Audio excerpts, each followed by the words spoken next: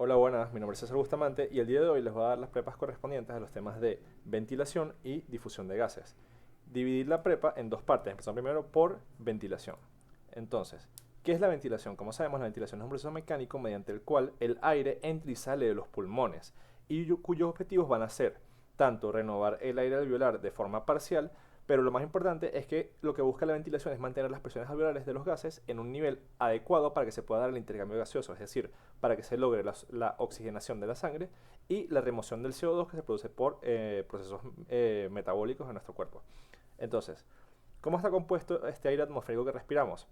Como sabemos, el aire atmosférico no es como homogéneo, está formado por una mezcla de distintos gases, entre los cuales tenemos el nitrógeno, el oxígeno y el dióxido de carbono, donde lo que tenemos más importante es que el oxígeno corresponde al 21% del aire atmosférico seco que respiramos. Y entonces aquí tenemos un valor que es súper importante que lo recuerden, que es la fracción inspirada de oxígeno, que corresponde entonces, como es el 21%, a 0,21. Ok, para poder entender cómo actúan los gases, tenemos que entender los principios que aplican a los gases dentro de una mezcla. Y es que en una mezcla cada gas va a ejercer una presión dentro de ese volumen que ocupa. Y es lo que se denomina entonces presión parcial. ¿Qué es importante la presión parcial? Que la presión parcial que ejerce cada gas va a ser proporcional a su concentración en la mezcla y es independiente de la concentración de los otros gases que tenemos. Entonces, podemos ver este ejemplo, por lo menos, este que es un gas representado en color verde, son dos moléculas, solo ocupa este pequeño porcentaje de presión o este valor de presión. Esos son cuatro, ocupa más presión, estas son muchas más y ocupa una mayor cantidad de presión o ejerce una mayor cantidad de presión, mejor dicho. Y aquí cuando tenemos la mezcla de los gases, al final la suma de todas esas presiones que ejerce cada gas es lo que va a formar una presión total, que entonces está dada por la ley de Dalton, que dice que la presión total de una mezcla gaseosa es igual a la suma de las presiones parciales que ejerce cada uno de los gases que la conforman. Ok, tenemos que hablar también sobre la presión atmosférica o barométrica, que como sabemos que es la presión que ejerce el aire, que es una mezcla de gases, como ya mencionamos, sobre la superficie terrestre. Y importante de esto es que esta va a disminuir con la altitud. No es lo mismo la presión atmosférica que encontremos a nivel del mar como la presión atmosférica que encontramos, por ejemplo, a nivel de la cima del monte Everest, donde se ejerce una presión atmosférica de 300 milímetros de mercurio, mientras que a nivel del mar la presión es de 760 milímetros de mercurio o de una atmósfera. Pero lo importante que se tiene que llevar acá y que nunca olviden, por si les llegaran a preguntar, es que la fracción inspirada de oxígeno es independiente de la altura. O sea, la presión parcial que ejerce el oxígeno es lo que va a cambiar. Es lo que va a cambiar. Pero la fracción inspirada de oxígeno, la fracción inspirada de oxígeno es independiente de esto. O sea, se va a mantener de forma constante. Entonces, obviamente, en la cima de una montaña, el oxígeno que se sigue respirando todavía representa el 21% del aire atmosférico, pero la presión que está ejerciendo la presión atmosférica va a ser diferente en este caso. Entonces, como aquí ya sabemos, la presión atmosférica a nivel del mar son 760 milímetros de mercurio y está dada entonces por, para poder calcular la presión parcial de un gas, por lo menos la del oxígeno, sería la fracción inspirada del gas, como sabemos, la del oxígeno es 0,21 por la presión parcial total de la mezcla. Y esto es lo que nos va a dar entonces el valor que tiene la presión parcial de oxígeno dentro de esta mezcla de gases. Ok, entonces ahora hablando de la presión parcial de oxígeno, como ya les mencioné, para poder calcularla se multiplica la fracción inspirada de ese gas, o de este caso del oxígeno, por la presión total de la mezcla de gases. Entonces, lo importante acá que se tiene que llevar es que con el cambio de la presión atmosférica, la fracción inspirada siempre va a permanecer constante. Lo que va a variar es la presión parcial de oxígeno.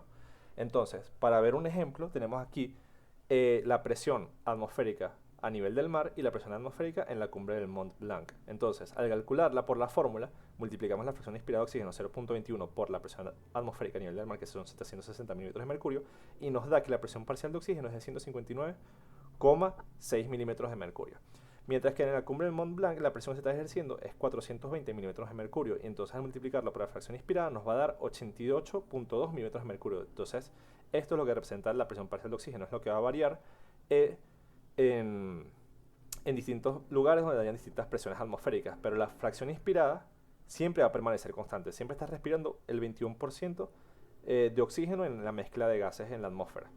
Entonces, otra cosa importante es que la presión parcial de oxígeno va a variar también tras el paso del aire del ambiente a las vías aéreas. ¿Por qué? Porque el aire que se inspira, que como decíamos es una mezcla de gases donde el oxígeno es el 21%, se va a calentar y se va a humidificar en las vías aéreas y entonces se va a saturar con un vapor de agua que va a llevar que la fórmula se tenga que tomar en cuenta el valor de la presión de agua, y al ver la fórmula tenemos entonces que la presión parcial de oxígeno va a ser igual cuando está en las vías aéreas a la fracción inspirada por la presión barométrica o atmosférica menos la presión de vapor de agua que se ejerce en las vías aéreas. Entonces, al hacer la resta, nos da que es 713 multiplicado por la fracción inspirada de oxígeno.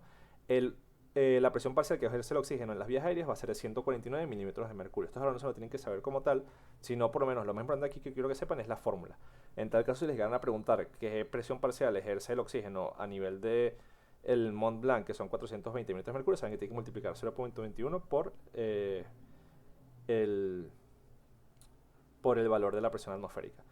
Entonces, como conclusión, tenemos que la presión parcial de oxígeno va a disminuir en relación a cómo se encuentra en el ambiente, a cómo se encuentra en las vías aéreas, cuando el aire se satura con vapor de agua. Y esta es la presión parcial de oxígeno con la que el aire va a llegar a las zonas respiratorias, porque obviamente al pasar por las vías, primero respiratorias de conducción, va a llegar, se va a saturar con vapor de agua, y la presión parcial que llega a la zona respiratoria es la que ya está saturada, y es esta que tenemos acá.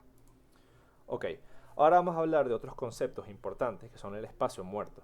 Que el espacio muerto no es más que la fracción del volumen de aire inspirado que no va a participar en el intercambio gaseoso, y está constituido por distintos tipos de espacio muerto. Tenemos el espacio muerto anatómico, que corresponde entonces a la fracción del volumen de aire inspirado que ocupan las vías aéreas de conducción, es decir, vías aéreas que no participan en el intercambio gaseoso porque no tienen un componente alveolar donde esté ocurriendo este tipo de intercambio.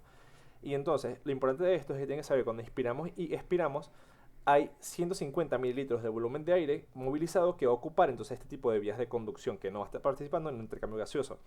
Y normalmente este es un valor fijo, o sea, los 150 mililitros es un valor fijo que es proporcional a la talla corporal. Y entonces esto va a comprender, o sea, el espacio muerto anatómico comprende todas las vías de conducción, como la cavidad nasal, la faringe, la laringe, la tráquea, los bronquios y hasta los bronquiolos terminales. Luego tenemos el espacio muerto alveolar, que es la fracción del volumen de aire inspirado, que va a ocupar espacios alveolares que no son funcionales y que no participan en el intercambio de gases, y que entonces se dice que en estos casos se malgasta la ventilación. Y estas condiciones donde se encuentra un espacio muerto alveolar siempre están asociadas a o son patológicas. Tenemos varios ejemplos. Tenemos la A, que corresponde a hipotensión pulmonar, donde hay una baja perfusión capilar y entonces nos está ocurriendo una perfusión adecuada y se está malgastando ventilación porque hay áreas del alveolo que no están perfundidas y no se está realizando dermatosis, entonces se está malgastando la ventilación. Tenemos la C, que es una embolia pulmonar, que entonces también disminuye el flujo a nivel del alveolo, no se está realizando dermatosis y se malgasta ventilación. Luego tenemos la D, que es la destrucción de los capilares pulmonares, que un ejemplo claro es el enfisema, entonces no hay capilares para realizar intercambio y entonces el alveolo no está perfundido y no está realizando intercambio. Y luego tenemos la E, que es la vasoconstricción pulmonar, que entonces se reduce el flujo a nivel del alveolo y entonces hay menos sangre pasando y nos está como pudiendo dar el intercambio de la mejor forma, pero eso es algo que explicaremos más adelante. Entonces, el espacio muerto fisiológico es el conjunto que representa la suma tanto de los espacios muertos anatómico y alveolar, y en condiciones normales, sin presencia de ninguna patología, el espacio muerto fisiológico debería ser igual al espacio muerto anatómico, es decir, solo 150 mililitros. Y entonces, o sea, donde se ven alterados el espacio muerto fisiológico es en los estados patológicos con problemas de perfusión pulmonar, donde entonces el espacio muerto fisiológico va a ser mayor al espacio muerto anatómico. Este concepto es clínicamente más útil que el del espacio muerto anatómico porque incluye el componente alveolar. Entonces, si el componente alveolar está alterado, que más que todo siempre ocurre por patologías, entonces es que se ve alterado este volumen, este espacio muerto fisiológico y va a ser mayor con respecto al espacio muerto anatómico. Y entonces, o sea, es importante por lo mismo, pues porque el componente alveolar es que está asociado a los procesos patológicos. Y ese valor obviamente varía en base a la patología y al grado de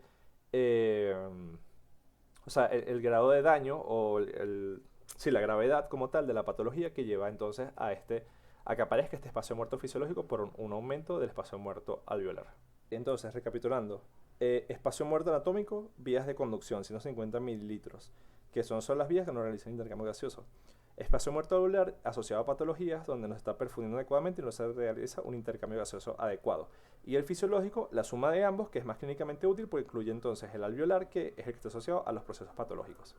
Ok, ahora vamos a hablar de la ventilación del espacio muerto, que es el volumen de aire que entra y sale del espacio muerto por cada minuto y representa la ventilación de los espacios que no participan en intercambio gaseoso, como ya les expliqué. Y entonces, esta ventilación del espacio muerto va a aumentar en dos condiciones, con un incremento del espacio muerto, obviamente, y con un incremento de la frecuencia respiratoria, que es lo que les explicaré más adelante. Entonces tenemos la fórmula acá donde la ventilación del espacio muerto corresponde a el espacio muerto por la frecuencia respiratoria. Luego tenemos la ventilación alveolar, que es el volumen de aire que entra y sale del espacio alveolar funcional, es decir, de la zona respiratoria, por cada minuto. Y representa la ventilación efectiva para poder oxigenar la sangre y eliminar el CO2 del organismo. Y tenemos la fórmula acá, que como vamos a ver, la fórmula incluye la ventilación del espacio muerto, porque obviamente no todo el aire que vamos a respirar va a llegar a la zona alveolar donde se va a realizar el intercambio gaseoso, sino que hay una parte que va a quedar atrapada en el espacio muerto. Y entonces, para poder calcular la ventilación alveolar, tenemos que tomar en cuenta el volumen corriente, que es el volumen que respiramos por cada respiración, o sea, valga la redundancia, por cada respiración que realizamos, y restarle esa ventilación del espacio muerto para poder así saber qué cantidad del aire que estamos respirando llega a nivel de la zona respiratoria. Y entonces, una ventilación alveolar normal se va a definir como aquella que mantiene la presión alveolar de CO2 dentro de los límites normales, es decir, alrededor de 40 milímetros de mercurio. Ok, entonces, como tenemos la ventilación alveolar, por lo general en reposo, tenemos que el espacio muerto fisiológico va a ser igual al espacio muerto anatómico y es de 150 mililitros. Entonces, en ausencia de patologías, obviamente. Y el volumen corriente, por lo general, en reposo es de 500 mililitros. Entonces, tomando en cuenta estos dos valores, podemos decir que la ventilación alveolar de un individuo promedio es igual a el volumen corriente menos la ventilación del espacio muerto, que corresponde entonces a 150 mililitros, se hace una resta y se multiplica por la frecuencia respiratoria, que en reposo generalmente es de 12 respiraciones por minuto. Y esto nos da un valor de 4,2 litros por minuto, es decir, corresponde al 70% de la ventilación pulmonar total. Y entonces esto lo que nos da es como que el volumen que está respirando, o sea, la cantidad de volumen que está respirando una persona por minuto. Y esto, como podemos ver, la ventilación alveolar va a depender entonces de los valores de la fórmula. Depende del volumen corriente, del volumen del espacio muerto y de la frecuencia respiratoria. Entonces, hay unas preguntas que hace la doctora, que es cómo se puede incrementar la ventilación alveolar, que no se puede hacer, obviamente, al tomar en cuenta la fórmula. Sabemos que aumentando el volumen corriente vamos a aumentar la ventilación alveolar y al aumentar la frecuencia respiratoria vamos a aumentar también la ventilación alveolar. ¿Y cómo podemos aumentarla también? Disminuyendo el espacio muerto. Obviamente, no podemos disminuir el espacio muerto anatómico, que es este que tenemos acá, sino que en presencia de una patología que esté aumentando el espacio muerto alveolar, al tratarla, vamos a poder aumentar entonces la ventilación alveolar. ¿Y qué pasa si incrementa la frecuencia respiratoria? Obviamente va a haber un aumento de la ventilación alveolar, va a haber un aumento de la ventilación también del espacio muerto y, como tal, de la ventilación pulmonar total. Entonces, la relación entre la ventilación y el espacio muerto es que a mayor ventilación del espacio muerto va a haber una menor ventilación efectiva para realizar el intercambio gaseoso, es decir, una hipoventilación. Entonces, ¿qué es lo que pasa? Que entonces se va a afectar la capacidad que tiene la ventilación de renovar el aire y esto va a llevar a una alteración en la composición de los gases en sangre, entonces llevando a una disminución de la capacidad de oxigenación de la sangre y de la remoción sanguínea del CO2. Y entonces lleva tanto a disminución de la presión arterial de oxígeno como a un incremento de la presión arterial de CO2. Y esto es por lo mismo, porque hay un incremento muy alto del espacio muerto y se aumenta la demanda, pero si no hay zonas donde se puede realizar intercambio, porque esto corresponde al espacio muerto alveolar y la suma de esto es el espacio muerto fisiológico, entonces esto lleva a que la ventilación no se esté aprovechando de forma adecuada y puede llevar a que el paciente tenga un gran riesgo de padecer una insuficiencia respiratoria, porque aunque respire, su alveolo no está funcionalmente adecuado para poder realizar el intercambio gaseoso, que entonces permita que se oxigene y se remueva el CO2 de la sangre. Ok, ahora tenemos esta tabla que, aunque a simple vista no es tan atractiva, es muy útil para poder repasar los conceptos que hemos ido mencionando. Entonces, donde aquí vemos que con cambios en el volumen corriente y en la frecuencia respiratoria van a producir cambios entonces en la eficiencia de la ventilación. Entonces tenemos, el primer ejemplo, el espacio muerto fisiológico es normal, 150 mililitros, que corresponde al espacio muerto anatómico. Entonces tenemos que a un volumen corriente de 500 mililitros y una frecuencia respiratoria de 12, vamos a tener que la ventilación total va a ser de 6.000, donde de esos 6.000, 4.200 llegan a la ventilación alveolar, es decir, que realizan intercambio gaseoso, y otros 1.800 se quedan en el espacio muerto fisiológico de la persona. Pero ¿qué es lo que pasa? Si alteramos el volumen corriente y aumentamos, o sea, aumentamos la frecuencia respiratoria y disminuimos el volumen corriente a expensas de eso, tenemos que la ventilación total es igual, pero ¿qué es lo que está ocurriendo? Como estamos respirando solo 150 mililitros por respiración, es decir, unas respiraciones superficiales y rápidas, esos 150 mililitros a que corresponde al espacio muerto fisiológico. Entonces, ¿qué ocurre? Cada respiración que estamos realizando se está quedando en el espacio muerto fisiológico y no está alcanzando la zona respiratoria. Entonces, por eso es que aquí podemos observar que la ventilación del espacio muerto es igual a la ventilación total, porque todo se está quedando en la zona de desconducción y no está alcanzando la ventilación alveolar, y por eso es que el valor es de 0. Entonces, ¿qué tenemos en este otro caso?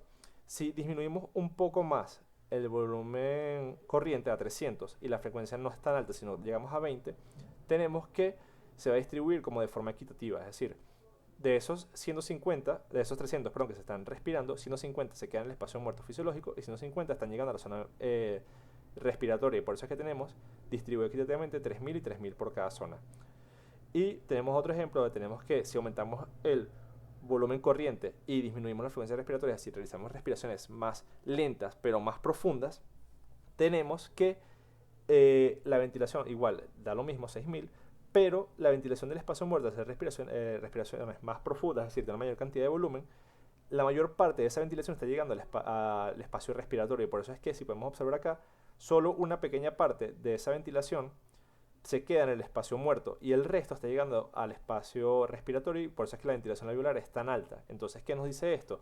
Que al aumentar el volumen corriente y disminuir la frecuencia respiratoria, estamos haciendo que más, o sea, ese volumen corriente que es mayor, de esos 1000, solo 150 se quedan en el espacio muerto y el resto llega al alveolo, y por eso es que la ventilación alveolar es mayor en ese caso. Viendo el segundo ejemplo, tenemos que cuando aumenta el espacio muerto fisiológico, en condiciones normales, como tenemos antes 500 mililitros de volumen corriente con 12 de frecuencia respiratoria, tenemos que ya no va a llegar a la misma cantidad de ventilación alveolar, sino que va a ser menor. ¿Por qué? Porque obviamente está aumentando el espacio muerto, y eso hace que no todo, o sea, lo que antes llegaba, que daba una ventilación alveolar adecuada, no esté llegando y sea menor a lo normal. Entonces, ¿qué ocurre? Si mantenemos la frecuencia, si mantenemos el volumen corriente normal y la frecuencia respiratoria la aumentamos un poco, vemos que mejora un poco la ventilación alveolar, pero igual la ventilación del espacio muerto aumenta como en la misma proporción. Si vemos, siguen siendo equitativas en valor. Lo mismo en este caso, 20 respiraciones, igual se está respirando una ventilación total de 10.000 mililitros por minuto, pero igual se distribuyen 5.000 en el espacio muerto y 5.000 en la ventilación alveolar, es decir, en la zona respiratoria. Entonces, ¿cuál es la mejor forma de poder oxigenar en casos de espacio muerto fisiológico aumentado? Realizar respiraciones más profundas y con menor frecuencia respiratoria, porque la frecuencia respiratoria lo que hace es favorecer que esa zona, o sea, que si estamos haciendo una respiración muy rápida, estamos respirando menos, y entonces ese menos que estamos respirando, la mayoría se va a quedar entonces en el espacio muerto fisiológico. Entonces, para poder corregir esto, realizamos respiraciones más profundas, es decir, aquí 600 mililitros por minuto, y ahí reducimos la frecuencia respiratoria, en este caso a 12, o la mantenemos normal en comparación con esta. Y entonces, de eso se está ventilando mucho menos que, por ejemplo, que este ventila 7500 en ventilación total y este ventila 10.000, pero al respirar de forma más profunda, ese volumen está llegando más a el alveolo, y entonces está realizándose el intercambio gaseoso de forma adecuada y es una ventilación adecuada cuando el espacio muerto fisiológico está aumentado. Entonces esto nos dice que para poder corregir un aumento en el espacio muerto, poder ventilar o respirar de mejor forma, la mejor forma de hacerlo es respirando de forma más profunda y mantener la frecuencia respiratoria normal o incluso disminuirla, es decir, respiraciones más lentas y más profundas. Y bueno, aquí tienen abajo algunos ejemplos por si quieren leerlos con calma, que es más o menos lo mismo que he ido explicando, pero integrado de otra forma. Es decir, que, por ejemplo, que si tenemos diferentes patrones ventilatorios, una misma ventilación pulmonar total puede corresponder a diferentes ventilaciones alveolares, que es lo que expliqué aquí arriba.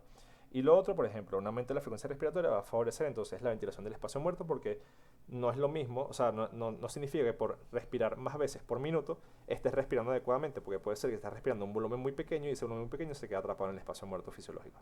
Cosa importante que quiero decir de acá es el espacio muerto fisiológico, que en condiciones normales debe ser 150 mililitros, que es el espacio muerto anatómico, y en caso de existir patología, esto va a aumentar, y al aumentar entonces varía la fórmula de la ventilación alveolar, y por eso es que se altera entonces este valor. Y bueno, lo otro que se quieren llevar es que cuando tenemos un espacio muerto fisiológico mayor, la mejor forma de ventilar adecuadamente es aumentar el volumen corriente y disminuir la frecuencia respiratoria, es decir, hacer respiraciones pausadas y más profundas para poder entonces que la mayor cantidad de ese volumen llegue a la zona respiratoria. Entonces, ¿cuál es la relación que existe entre un patrón respiratorio y el trabajo mecánico de la respiración?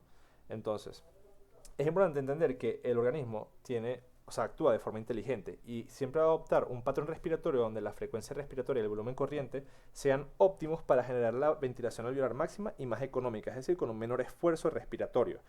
Entonces, en reposo, por lo general, como ya les dije, la frecuencia respiratoria varía entre 12 a 15 respiraciones por minuto y el volumen corriente es de 500 mililitros, donde entonces hay un predominio del trabajo elástico y el trabajo total va a ser mínimo.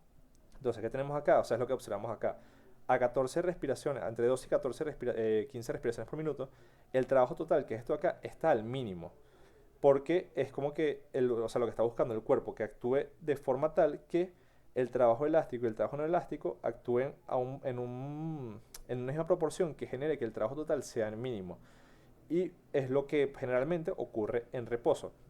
Y entonces, ¿qué es lo que ocurre? Cuando aumenta la frecuencia respiratoria, que es esto que vemos acá, al aumentar la frecuencia respiratoria, va a haber un aumento del flujo del aire, que va a generar entonces una mayor resistencia en las vías aéreas y además de eso va a disminuir la expansión pulmonar y la fuerza de retracción elástica del pulmón también se va a reducir.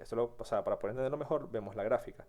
Si aumentamos la frecuencia respiratoria, aumenta el trabajo no elástico, es decir, se requiere una mayor acción del trabajo no elástico para poder vencer entonces la fuerza de roce que está aumentada y la expansión pulmonar, que es el trabajo elástico, va a ir disminuyendo a medida que aumenta la frecuencia respiratoria y entonces esto hace que el pulmón no se pueda expandir adecuadamente. Pero por lo general, en condiciones normales, los sujetos van a tender a adoptar una frecuencia respiratoria que se asocia a un esfuerzo respiratorio mínimo, es decir, un trabajo total al mínimo. ¿Qué es lo que ocurre? Como sabemos, existe el síndrome restrictivo y el síndrome obstructivo. ¿Qué es lo que ocurre en el síndrome restrictivo? En el síndrome restrictivo, obviamente, tenemos un problema para expandir el pulmón y entonces para poder, o sea, es decir, está afectado el trabajo elástico. Entonces, para poder compensar esto, las personas con síndrome restrictivo tienden a aumentar la frecuencia respiratoria, es decir, a un aumento del trabajo no elástico, entonces, para que entonces ese aumento de la frecuencia respiratoria que lleva a un aumento de la resistencia, ese trabajo no elástico pueda vencer esa fuerza de roce. Y en cambio, en el síndrome obstructivo, como ya sabemos, hay un aumento de la fuerza de roce por algo que está generando una obstrucción a nivel de la vía respiratoria, aumentando la resistencia, que entonces lleva a que la persona disminuya la frecuencia respiratoria y tienda a adoptar respiraciones más profundas, es decir, una mayor capacidad o una mayor expansión pulmonar que entonces lleve a que se manejen volúmenes pulmonares mayores. Entonces, ¿qué es lo que hace? Que aumente el trabajo elástico, es decir, al disminuir la frecuencia respiratoria, está aumentando el trabajo elástico. Y al aumentar la frecuencia respiratoria, está aumentando el trabajo no elástico para vencer entonces la fuerza de roce. Ok, entonces ahora vamos a hablar de la hipoventilación, que la hipoventilación no es más que la ventilación insuficiente para mantener una concentración de CO2 normal en sangre y se caracteriza entonces por una disminución de la presión arterial de oxígeno y un incremento de la presión arterial de CO2 y puede ocurrir por distintas causas, por debilidad muscular, por enfermedades broncopulmonares y por una disminución del estímulo respiratorio, es decir, ciertos fármacos que causan depresión del centro respiratorio como los opioides. Entonces, ¿qué ocurre en reposo? En reposo, cuando hipoventilamos, es decir, tenemos un volumen, una ventilación alveolar menor a 4,2 litros por minuto, va a llevar a una disminución de la presión alveolar de oxígeno y eso lleva a una disminución de la presión arterial de oxígeno o lo que es lo mismo la hipoxemia, que la hipoxemia se define como una disminución de la presión arterial de oxígeno por debajo de 80 milímetros de mercurio. Además de esto, al estar hipoventilando, estamos disminuyendo la remoción de oxígeno, de CO2, perdón. Y entonces esto lleva a un aumento de la presión alveolar de CO2 y por consiguiente va a llevar a un aumento de la presión arterial de CO2 y produce hipercapnia, que entonces son valores de presión arterial de CO2 mayores a 45 milímetros de mercurio. Y esto lleva entonces a una acidemia, que es lo que vieron en los trastornos ácido-bases, y produce entonces un proceso de acidosis respiratoria, porque el pH está disminuido y la causa en este caso es por aumento del CO2, es respiratoria. Y bueno, otro concepto importante para que no los confundan es la hipoxia, porque la hipoxia es la oxigenación a nivel de tejidos que es insuficiente y se produce cuando la presión arterial de oxígeno está por debajo de 60 milímetros de mercurio. Es decir, podemos tener una hipoxemia que esté en los valores de presión arterial de oxígeno en 75, por ejemplo, y no lleva a una hipoxia porque la hipoxia se produce cuando disminuye por debajo de 60. Entonces, importante, cuando hay una hipoventilación, hay hipoxemia, hipercapnia por aumento del CO2 y esa hipercapnia lleva a una acidosis respiratoria que produce entonces acidemia. Ahora la hiperventilación, que entonces es un nivel de ventilación alveolar que es superior al requerido. Y entonces esto lleva a que la ventilación alveolar es más acelerada o más profunda de lo necesario. O sea, pueden ser las dos causas. Y entonces esto lleva a disminución de la presión arterial de CO2 por debajo de lo normal. Entonces, ¿qué es lo que ocurre? Pueden ser distintas causas. Puede ser por estrés, ansiedad o depresión, por dolor intenso o incluso por hipoxemia, que es un estímulo que entonces lleva a un aumento de la ventilación. O por una acidosis metabólica donde el mecanismo entonces es hiperventilar. Entonces, ¿qué es lo que ocurre? Cuando hiperventilamos, cuando la ventilación alveolar es mayor a 4,2 litros por minuto, esto lleva a un aumento de la presión alveolar de oxígeno y aumento de la presión alveolar arterial de oxígeno, perdón. Y lo más importante es que se produce una disminución de la presión alveolar de CO2, es decir, estamos hiperventilando, estamos eliminando mucho CO2 y esto se lleva a una disminución de esa presión, lo que lleva entonces también indirectamente a una disminución de la presión arterial de CO2 y produce hipocapnia, que entonces sería una disminución de la presión arterial de CO2 por debajo de 35 milímetros de mercurio, debido entonces a que la ventilación alveolar está eliminando más de CO2 del que se produce en los procesos metabólicos. Es decir, el CO2 que se produce por lo general es la misma cantidad que el que se elimina por la ventilación. Pero cuando hay hiperventilación estamos eliminando más CO2 del que se está produciendo y por eso se produce como que este desbalance y lleva a que la presión arterial de CO2 disminuya por debajo de lo normal.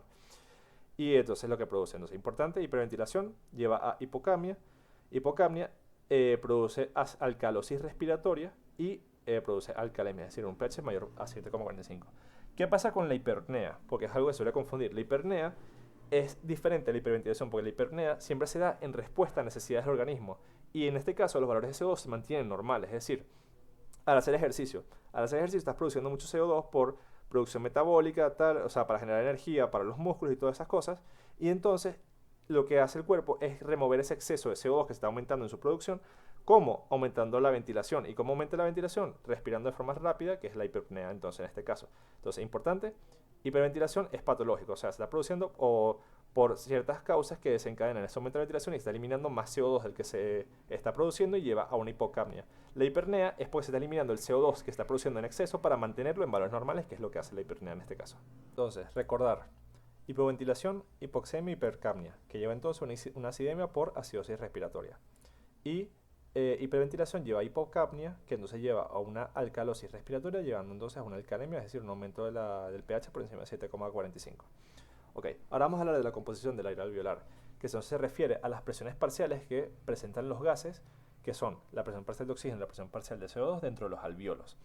Y entonces, esa composición del aire alveolar está determinada por 4 factores, que son el consumo de oxígeno, la producción del CO2, la ventilación alveolar y la perfusión capilar pulmonar. Y en condiciones normales, esa presión parcial de oxígeno es de 100 milímetros de mercurio y la presión parcial de dióxido de carbono es de 40 milímetros de mercurio, que entonces llega por el lado venoso una presión venosa de oxígeno de 40 milímetros de mercurio y una de CO2 de 46, ocurre el intercambio gaseoso, se igualan las presiones y pasan al lado arterial, entonces con las mismas presiones a nivel arterial que se encuentran entonces en el alveolo, que bueno, que eso es algo que verán en el tema en el tema de circulación pulmonar. Entonces, ¿qué factores determinan la presión alveolar de CO2?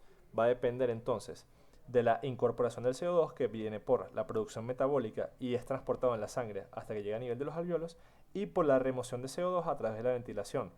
Y entonces, por lo general, en condiciones normales deberían estar en equilibrio. O sea, la presión alveolar de CO2 debería ser igual a la presión arterial de CO2, que es de 40 milímetros de mercurio. Entonces, para poder observar esto mejor, tenemos este gráfico, donde tenemos que en reposo, con una ventilación normal, tenemos que son de 4,2 litros por minuto. Y entonces eso lleva a que en ese punto la eliminación del CO2 es igual a la producción del CO2 y entonces se encuentra en ese estado de equilibrio, que es lo que podemos observar acá. ¿Qué es lo que pasa entonces? Cuando la presión alveolar de CO2 va a disminuir a medida que aumenta la ventilación, obviamente.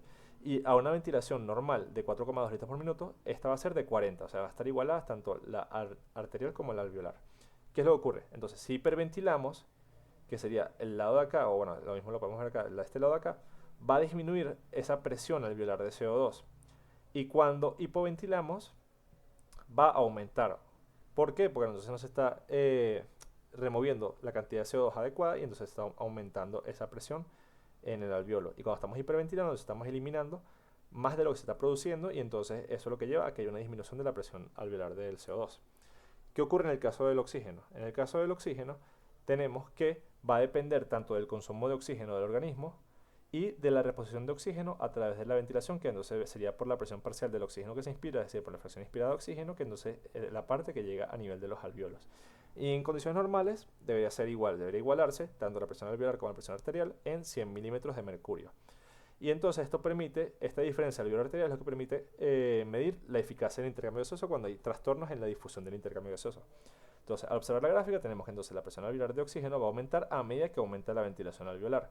Entonces, a una ventilación normal, es decir, la de 4,2 litros por minuto, tenemos que la presión alveolar de oxígeno va a ser de 100 milímetros de mercurio, pues, porque se está prácticamente consumiendo lo mismo que se está reponiendo a través de la ventilación. En el caso de la hiperventilación, entonces va a aumentar la presión alveolar de oxígeno y en el caso de la hipoventilación va a haber entonces una disminución de la presión alveolar de oxígeno, por lo mismo, no se está respirando adecuadamente, no está llegando a la cantidad de oxígeno necesaria, entonces eso lleva a que se disminuya la presión alveolar de oxígeno. ¿Cuál es la relación entre la ventilación y la composición del alveolar? Que en condiciones normales, la ventilación, entonces, como ya les expliqué anteriormente, va a estar controlada para mantener una presión alveolar de CO2 que sea constante, y lo normal es que sea entre 35 y 45 milímetros de mercurio. Y como sabemos, en reposo la ventilación alveolar es de 4,2 litros por minuto. ¿Qué es lo que ocurre? En ejercicio va a haber un aumento en la producción de CO2, y entonces va a requerirse que se aumente la ventilación para poder eliminar ese exceso. Y por lo general la ventilación se aumenta hasta incluso 18 litros por minuto para poder cubrir esta demanda que está produciéndose de exceso en el CO2. Lo que observamos acá en color rojo es en reposo. Como vemos, la persona está respirando en 4,2, llega al punto como ideal, y ya después de eso, al aumentar la ventilación, entonces causa una disminución incluso de los niveles de la presión de la presión parcial del CO2.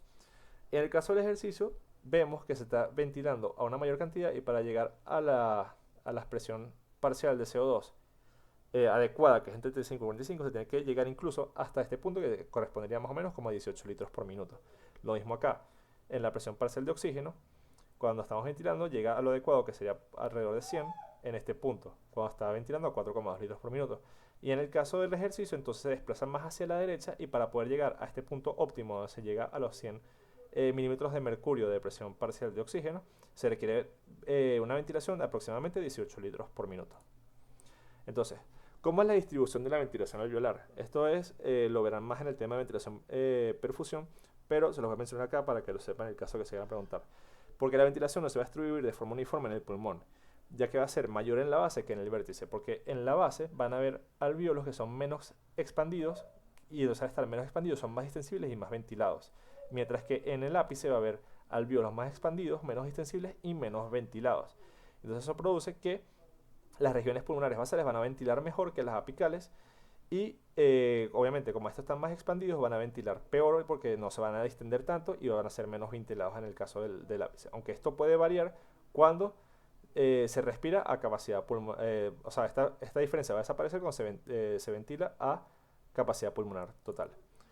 Y ya por último tenemos este esquema que es más integrativo sobre como todo lo que hemos ido viendo. Entonces, para resumirlo, respiramos aire atmosférico seco que tiene estas presiones, luego entra en contacto con el vapor de agua y disminuye entonces la presión parcial del oxígeno que se está respirando, y entonces ya al llegar a nivel del alveolo tenemos estas concentraciones en los gases de 100 y 40 milímetros de mercurio.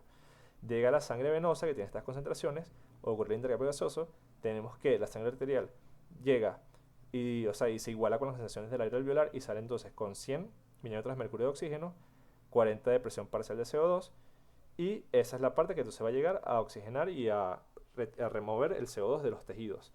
¿Qué es lo que pasa? Si podemos ver acá, tenemos que el oxígeno dice que varía entre 100 y 95. Esto es por unos shunts, que es algo que verán en la clase de circulación, que entonces llevan a que si hay unos shunts donde se va a mezclar parte de una sangre arterial y parte de una sangre venosa, y entonces eso lleva a que se disminuya esa presión parcial de oxígeno en la sangre arterial.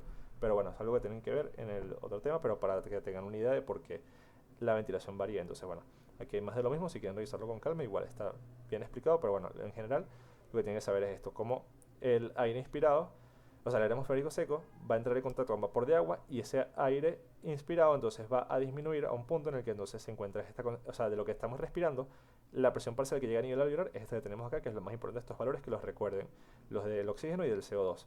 Y bueno, también los de la sangre venosa y la sangre arterial, que bueno, ya también es importante para los otros temas. Y con esto damos por finalizada la primera parte. Ahora vamos a la segunda parte, que corresponde a difusión de gases, que es un poco más corta. Igual, si tienen dudas con la primera parte, me pueden escribir y preguntarme. Sé que es un poco como, hay unos conceptos que son un poco complejos de entender la primera vez, es cuestión de repetición. Igual, lo importante, los conceptos de espacio muerto, el tema de la fracción inspirada del oxígeno, la presión parcial del oxígeno, cómo varía en base a la altitud, la ventilación, hiperventilación, hipoventilación, qué ocurre con el trabajo elástico y no elástico, cuando se aumenta la frecuencia respiratoria, cuando disminuye, ese tipo de cosas, y porque el cuerpo tiende a optar por llegar a una condición óptima donde el trabajo total es mínimo para justamente como hacer la respiración más económica, por así decirlo. Entonces, ahora hablando de la difusión de gases, tenemos que hablar primero sobre la barrera hematogaseosa, que es donde ocurre el intercambio gaseoso, y está formado por una red muy extensa de capilares que se encuentran rodeando el alveolo como una forma de una malla que justamente cubre este alveolo. Y entonces esto forma una interfaz aire-sangre a través de la cual se va a realizar entonces el intercambio de oxígeno y CO2.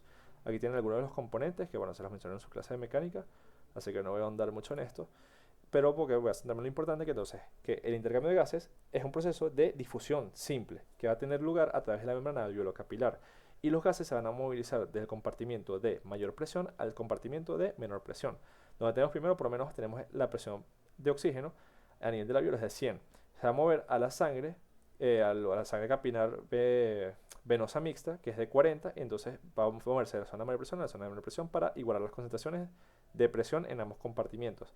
Y en el caso de CO2 está más, la presión parcial de este es mayor a nivel arterial, a nivel del capilar, y entonces va a difundir hacia el alveolo para igualar las concentraciones a este nivel.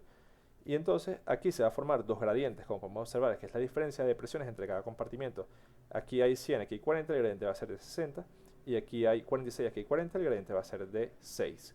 Y entonces eso es lo que hace que difunda de un compartimento a otro. Igual, esto lo explicaremos más adelante con el tema del intercambio. Entonces, ¿cómo ocurre el equilibrio de difusión de los gases? Se va a alcanzar cuando la presión parcial del gas en la sangre se iguala a la presión parcial del gas en el alveolo. Es decir, cuando el gradiente de presión, que es lo que expliqué ahorita, se iguala a cero. Cuando ya no hay un gradiente, sino que las concentraciones son iguales, por lo menos en el alveolo y en el extremo arterial, el gradiente se hace cero y entonces no está difundiendo el gas ni se está realizando el intercambio gaseoso, porque ya las concentraciones están igualadas, a diferencia de cuando llega del extremo de la sangre venosa, donde está a una menor presión y el CO2 a una mayor presión, y entonces se favorece un intercambio gaseoso para igualar las concentraciones. ¿De qué factores determinan esta transferencia de los gases a nivel alveolo capilar? Depende de tres factores, que los más importantes son, esto lo tenemos acá en amarillo, que son la velocidad de difusión del gas y la velocidad de perfusión, que igual iremos desglosando a lo largo de esta prepa. Y entonces la velocidad de difusión del gas nos dice que a menor velocidad va a haber un mayor riesgo de que no se alcance el equilibrio de difusión, es decir, si un gas no difunde de manera adecuada a una velocidad durante ese tránsito de la sangre alrededor del alveolo, entonces no se llega a un equilibrio y entonces eso causa que haya un desequilibrio un desequilibrio entre la presión en el alveolo y la presión que debería llegar al extremo capilar arterial. Y la velocidad de perfusión determina el tiempo de contacto de la sangre con la superficie de intercambio. Y entonces esto va a ser lo contrario. Cuando hay mayor velocidad, hay un menor tiempo de contacto y eso lleva a un mayor riesgo de que no se alcance el equilibrio, que igual eso lo explicaremos más adelante también, porque bueno, la prepa en sí, se va a ir desglosando cada uno de estos conceptos para poder entenderlos mejor. Y el último factor, que es el volumen de sangre a nivel de la superficie de intercambio, que bueno, no es tan importante, pero igual obviamente hay que saberlo, que cuando hay menor volumen de sangre circulando alrededor de los alveolos, obviamente no se está realizando el intercambio adecuadamente por la cantidad de sangre que está llegando a este nivel. Entonces ahora iremos desglosando estos factores que determinan la transferencia de los gases a nivel alveolo capilar. Empezando primero por la velocidad de difusión. ¿Cuáles son los factores que determinan esta velocidad de difusión? El gradiente de presión, las características del gas y las características de la barrera que separan los dos compartimientos. Y esto está dado entonces por la ley de Fick, que bueno, que es algo que ya vieron en transporte de las membranas, que depende entonces del coeficiente de difusión del gas, el área, que corresponde a la superficie de intercambio, y el diámetro, que en este caso correspondería al grosor de la membrana alveolo capilar. Entonces, empezando primero por el gradiente de presión, tenemos que es la diferencia de presión del gas entre el espacio alveolar y la sangre venosa que transita los capilares pulmonares. Entonces, como ya les expliqué anteriormente, tenemos a nivel de alveolar tenemos una presión de oxígeno de 100 milímetros de mercurio y de sangre venosa de 40. Entonces, hay un gradiente de 60 que favorece el paso desde el alveolo hasta el capilar. Por el contrario, en el CO2, el aire alveolar tiene una presión de CO2 de 40 y la sangre venosa de 46. Entonces, es un gradiente de menos 6, que entonces lo que nos está diciendo el menos 6 es que el gradiente va desde el capilar o la sangre venosa mixta hacia el alveolo. Y lo otro de lo que depende el gradiente de presión es de la altitud, como ya expliqué en la primera parte de la prepa. Es decir, no es lo mismo la cantidad de oxígeno o la presión parcial de oxígeno que estamos respirando a nivel del mar que a la cima de una montaña. A nivel del mar podemos estar respirando una presión de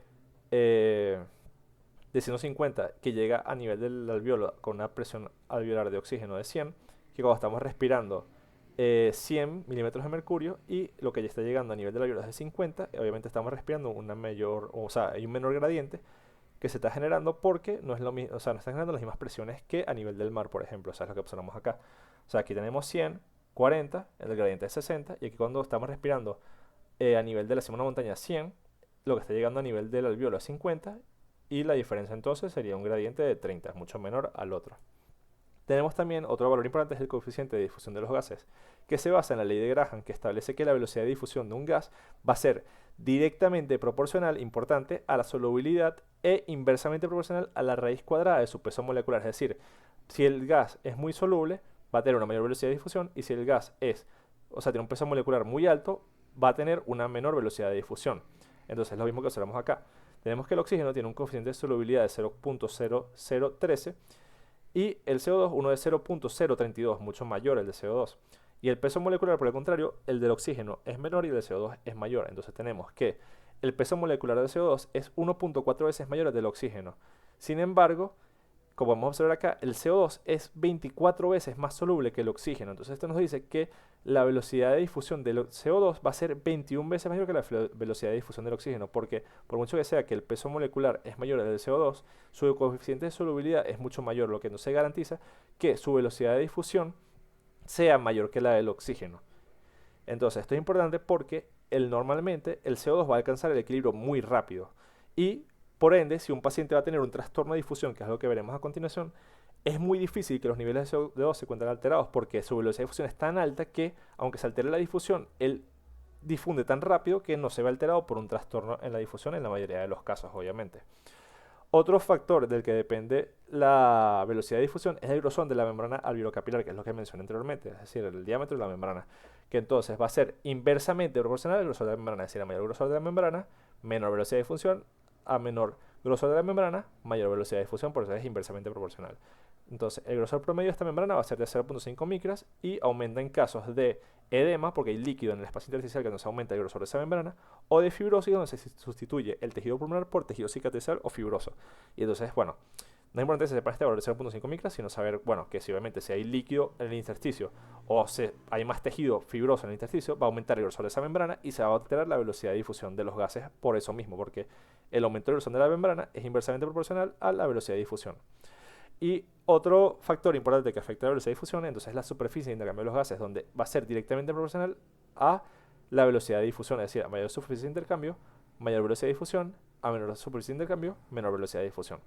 Por lo general, a nivel del sistema respiratorio, esta va a ser de 70 metros cuadrados y se puede reducir en casos de, por lo menos, enfisema, donde se pierden tabiques interalveolares, es decir, se está perdiendo tejido del intersticio, se prenden capilares y entonces hay una menor zona de intercambio y entonces va a llevar a una menor velocidad de difusión. Que entonces, bueno, es lo que está explicando acá, que entonces los alveolos van a coalescerse, forman globos de gran tamaño que se llaman bulas y producen reducción de la superficie alveolar y capilar. Entonces hay una menor superficie de intercambio y eso lleva a que la velocidad de difusión disminuya. Ok, ya para ir finalizando vamos a hablar de la velocidad de perfusión de la sangre, porque en reposo el tiempo de tránsito de la sangre a lo largo del capilar pulmonar, desde el extremo venoso al extremo capilar, va a ser de 0,75 segundos. Importante saberse este valor y los valores que mencioné a continuación, porque esto es como súper preguntable tanto en quiz, en examen, todo. Entonces, la difusión del oxígeno y del CO2 durante el trazo capilar, tenemos que entonces el intercambio gaseoso va a ocurrir en un tiempo máximo normal, y en reposo es de 0,3 segundos para el oxígeno y 0,15 segundos para el CO2. Entonces lo que nos dice es que obviamente si el tránsito capilar es de 0,71 segundos y ya el equilibrio se alcanza del oxígeno en 0,3 y del CO2 en 0,15, que existe un amplio margen de seguridad para que se puedan alcanzar estas presiones sin ningún problema. Que es lo que estamos viendo en esta gráfica. Tenemos la presión parcial de oxígeno, que en el tiempo de tránsito capilar, que es el color rojo, que llega hasta acá, tenemos que ya en 0,3 segundos ya alcanzó esa presión parcial de oxígeno que se iguala entre la sangre y el alveolo. Y en el caso del CO2 lo mismo. Tenemos esta sangre venosa que llega a contacto con el alveolo, se ocurre el intercambio y ya en 0,15 segundos ya alcanza el equilibrio y ya, bueno, termina el tránsito capilar ya con el equilibrio alcanzado. Entonces, de este modo, al tener como ese margen de seguridad o un tiempo prudencial entre el tránsito y el tiempo que alcanzan las concentraciones en equilibrio, que aunque existe una deficiencia a nivel del proceso de difusión, el tiempo de tránsito es suficiente para que se alcance entonces el equilibrio alveolocapilar de las presiones tanto de oxígeno como de CO2. Entonces, ¿qué es lo que ocurre al momento de la difusión del oxígeno cuando existe un trastorno de la difusión? Entonces tenemos esta gráfica, que es súper importante, a Mombro le gusta apuntarla mucho, es importante entenderla, que entonces tenemos en el A, es un individuo en condiciones normales. Entonces, si está en condiciones normales, en 0,3 segundos alcanza la presión de oxígeno arterial óptima y ya, bueno, termina el tránsito capilar a este nivel, que es los 0,075 segundos, que es lo que dice acá. ¿Qué es lo que ocurre?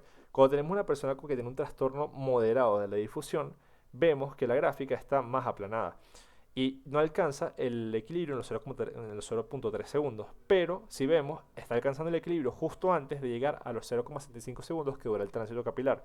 Es decir, que en este caso se va a alcanzar también el equilibrio igual que en el caso de una persona en condiciones normales, pero en la B se va a requerir un mayor tiempo para llegar a este equilibrio, que entonces es lo que estamos viendo acá, o sea, no está llegando al 0.3, sino está llegando un poco más acá, digamos como en 0.7, por ejemplo, antes de los 0.75. ¿Qué es lo que ocurre en el caso de la C?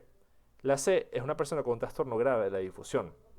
Entonces, como vemos, está aún más aplanada que en relación de la B, pero cuando vemos acá, el momento en el que termina el tránsito capilar, la persona no ha llegado a la presión arterial de oxígeno óptima, a la de equilibrio, y entonces se produce hipoxemia en este caso. Es decir, en este caso no está alcanzando el equilibrio y se evidencia hipoxemia, en este caso, como sabemos, en reposo, porque este es el tiempo de tránsito capilar en reposo. Y bueno, entonces tenemos que cuando o sea, se miden estos valores, tenemos que en reposo se van a poder diagnosticar los pacientes graves con trastornos de difusiones graves mediante pruebas de oxígeno, que es lo que observamos acá, porque bueno, como, aunque este tenga un trastorno moderado, está alcanzando el equilibrio antes de que termine el tránsito y no se evidencia como tal la hipoxemia. En cambio, en este no alcanza el equilibrio y se está evidenciando la hipoxemia, una disminución de la presión arterial de oxígeno por debajo de 80. ¿Qué es lo que ocurre ahora en ejercicio? En ejercicio lo que va a ocurrir es que va a haber un aumento del gasto cardíaco. Esto lleva a un aumento de la velocidad de perfusión con una disminución del tiempo de tránsito capilar, donde entonces el tiempo de tránsito eh, de la sangre alrededor del alvéolo va a ser menor, va a ser de 0.3 segundos. Entonces, al haber un menor margen de seguridad, no, o sea, va a evidenciarse otros tipos de trastornos que no se pueden evidenciar, por ejemplo, en reposo, que es la importancia de saber esto. Entonces, tenemos condiciones normales, como ya sabemos, el tiempo de tarda en igualarse las concentraciones, las presiones de oxígeno en condiciones normales es 0.3. Entonces, obviamente, si el tiempo de tránsito es 0.3, justo al final del tránsito ya iguala las concentraciones ya iguala las presiones entre el alvéolo y la arteria. ¿Qué es lo que pasa entonces? Cuando la persona del trastorno moderado en reposo llegaba al equilibrio antes del tránsito, pero en este caso, como el tránsito está aumentado, vemos que entonces no alcanza el equilibrio justo a tiempo de que termine el tránsito, que entonces es lo rojo que está representado acá, y entonces se evidencia hipoxemia en ejercicio, en este caso, en la persona del trastorno moderado de la difusión, que entonces se va a observar esa hipoxemia solo durante el ejercicio, porque vemos en reposo no se evidencia porque alcanza el equilibrio justo antes. Y en la C, obviamente se va, ya de por sí en reposo causa, o sea, tenía hipoxemia, no llegaba al equilibrio, al realizar ejercicio va a ser una hipoxemia que se acentúa aún más todavía. Entonces es lo que como que nos hace ver esto. Entonces, lo que nos está diciendo estos hallazgos, que es lo más importante que quiero que se lleven, es que cuando se hace ejercicio es más útil para poder medir los trastornos de difusión, porque como vemos, en reposo no se está diagnosticando el trastorno moderado de difusión porque igual alcanza el equilibrio justo antes de que termine el tránsito capilar, pero cambio en ejercicio, al aumentar el tránsito capilar a 0.3, igual la persona que tiene estado normal llega a su equilibrio en 0.3, entonces no tiene ningún problema. Pero la persona con trastorno moderado va a presentar entonces un problema porque no alcanza el equilibrio justo a tiempo y entonces se evidencia hipoxemia. Y en la persona ya con un trastorno grave se evidencia una hipoxemia aún mayor que la persona que tiene un trastorno moderado de la difusión. Y bueno, con esto terminaría la prepa. En verdad, esta parte, o sea, esta segunda parte es un poco más corta, pero igual es súper importante, sobre todo esto del tema de la perfusión, cuáles son los factores que varían la difusión de los gases, la velocidad de difusión de un gas, de qué factores depende la velocidad de difusión de un gas, la velocidad de perfusión, el tiempo de tránsito, el tiempo que tarda en alcanzarse las presiones, el equilibrio entre las presiones arteriales y alveolar, tanto de oxígeno como de CO2. Y bueno, esas cosas, sobre todo esa última gráfica, le gusta preguntarle a la profesora Monbrun. Entonces es importante que la entiendan. Cualquier cosa, si no la entendieron, la puedo volver a explicar sin problema. Me escriben y bueno, cualquier duda que tengan me pueden escribir. Y bueno, les deseo mucho éxito en su quiz y parcial, obviamente. Y bueno, les tengo pendiente grabarles las otras prepas que me quedan de respiratorio antes del parcial. Y bueno, mucho éxito y nos estamos viendo en el siguiente.